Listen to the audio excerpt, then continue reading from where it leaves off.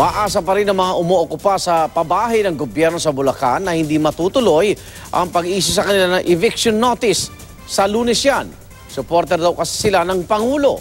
Saksi si June Veneracion.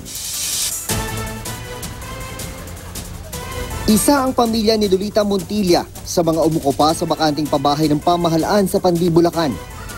Plywood lang ang higaan ng mga anak. Karton naman sa kanya. May bigas na galing sa kamag-anak, pero walang ulam. Nagkakaroon lang kapag naabutan ng kapitbahay. Ang kanyang asawa, nasa laot para mangisda. Okay na po, basta yan. Iniisip ko lang yung mga anak ko. May matulugan lang. Wala na silang pambayad sa upa kaya sumama sa mga kapwa mahihirap Bulacan para mag-ukupa ng mga bakanteng government housing unit.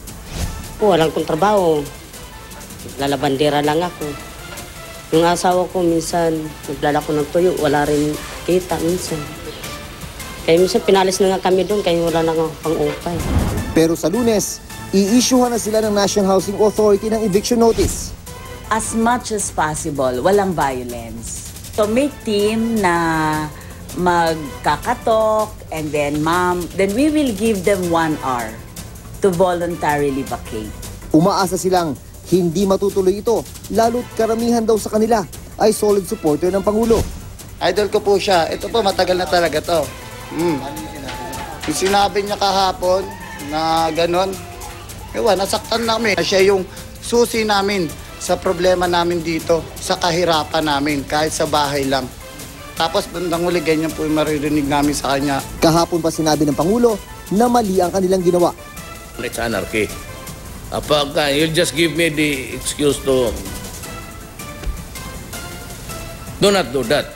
Sabi ng kadamay ngayon, organisado ang pag-ukupa at malayo sa anarkiyang binanggit ng Pangulo. Sabay banggit sa mga parehong hakbang sa Brazil at Spain, kung saan ang mga nakatiwangwang na tirahan ay inukupa ng mga walang tahanan. Pero giit ng NHA, may mga titira na sa mga unit dahil tuloy sa kadamay kung kaya maaantala ang paglipat ng mga informal settler na nakatira sa danger zone sa Metro Manila.